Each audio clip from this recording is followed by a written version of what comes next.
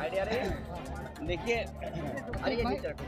देश की जनता भारतीय जनता पार्टी को हटाना चाहती है और जिस तरह का माहौल नजर आ रहा है, चाहे वो किसान के सवाल पर हो, आय दोगुनी की बात की, किसान को संकट में डाल दिया, नौजवान को हर साल 2 करोड़ नौकरी देंगे, नौजवानों की नौकरी छीन ली, हर परीक्षा लीक हो गई, इलेक्ट्रल बॉन्ड में जितना पैसा वसूला गया है उसका जवाब भारतीय जनता पार्टी के पास नहीं है, और जो पैसा लूटा है उसी की वजह से आज महंगाई है।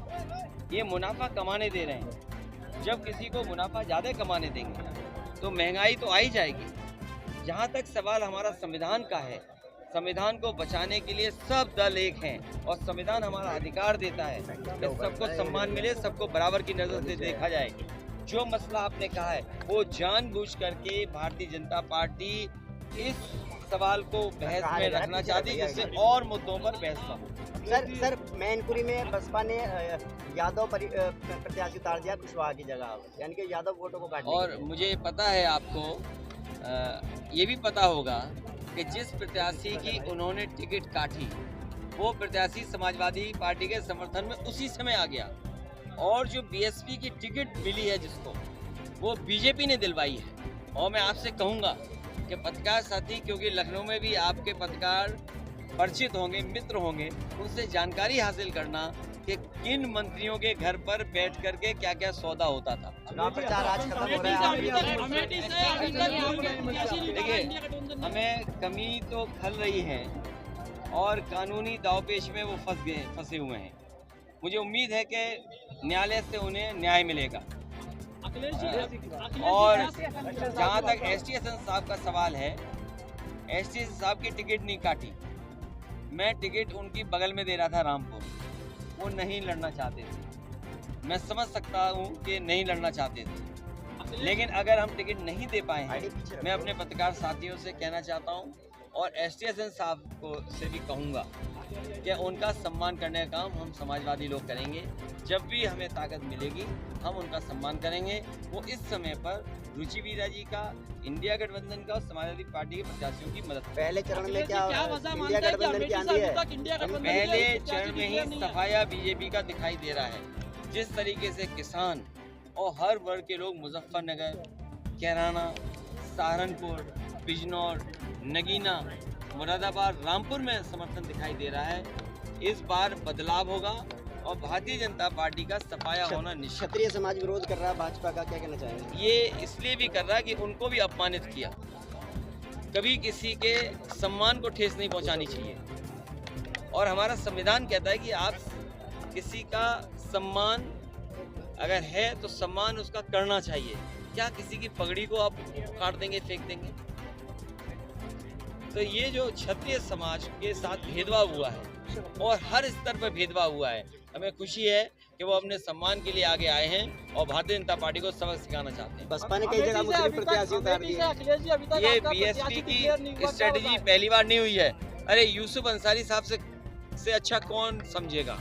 ये दोनों बार यही बीएसपी की वजह से हार गए। और मैं आपसे कहूँगा 45 सीटें ऐसी थीं जो पिछली बार अगर हम समझा ले जाते, हमारा बातचीत का मैनेजमेंट अच्छा होता, तो हमारी 45 सीटें और बढ़ गई होती।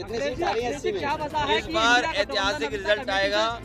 एक जगह लड़ाई है, वरना सब गठबंधन सीटें जीत रहा है। अखिलेश जी, एक सवाल यह है कि अमेठी से अभी तक कोई भी प्रत्याशी इंडिया गठबंधन का नहीं दिया गया है, क्या कोई परेशानी सामने आ रही है वहाँ पर? क्या नॉमिनेशन से पहले ही आपको बता दें?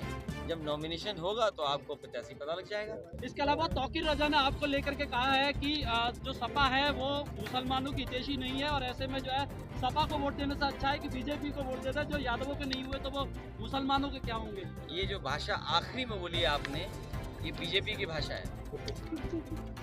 ये जो आखिरी में 2 शब्द बोले हैं, ये हमारा कई बार नहीं, मैं समझ रहा हूँ, नहीं मैं समझ रहा हूँ जिनके बारे में आप कह रहे हैं, तो कभी कभी भारतीय जनता पार्टी सामने से लड़ाती है किसी को, कभी कभी भारतीय जनता पार्टी पीछे से हाथ मिलाती है, कभी कभी भारतीय जनता पार्टी कुछ लोगों को लिख के देती है कि यही बोलना है जाकर। सर जयंत चौधरी ने कहा कि वो इलेक्टोरल बॉन्ड जो है उसके नाम पे उगाही सब सरकारें करती हैं, चाहे राज्य सरकार हो।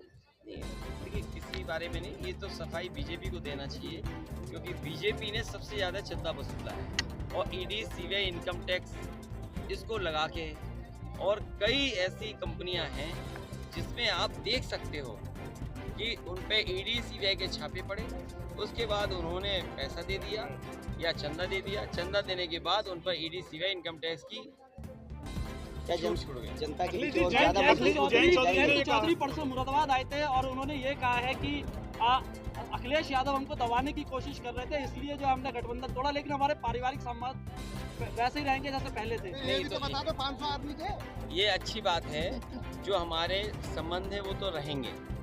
और आपको ये भी पता होगा कि चौधरी चरण सिंह जी के नाम पर नेताजी ने डिग्री कॉलेज अपने सैफी में बनाया था, और आज विधानसभा के सामने जो प्रतिमा है चौधरी चरण सिंह जी की, वो भी नेताजी ने लगवाई थी, और भारत रत्न चौधरी चरण सिंह जी को दिया है।